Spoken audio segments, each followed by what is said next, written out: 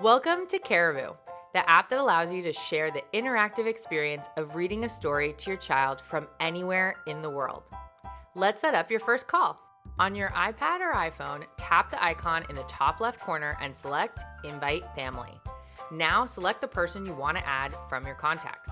If they're already a member, then they will receive a push notification to connect. If not, they will quickly receive an email with a link to download the app, and you will have a pending request on your contact screen.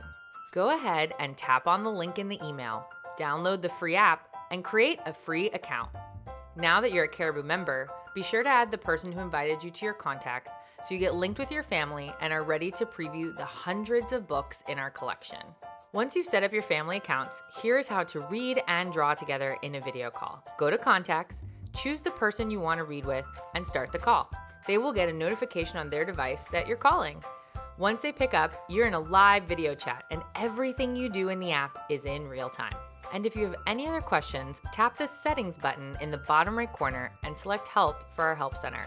Feel free to tap on the Contact Us button in the top right corner if you can't find what you're looking for, and we'll get right back to you. With Caribu, you'll never miss a moment.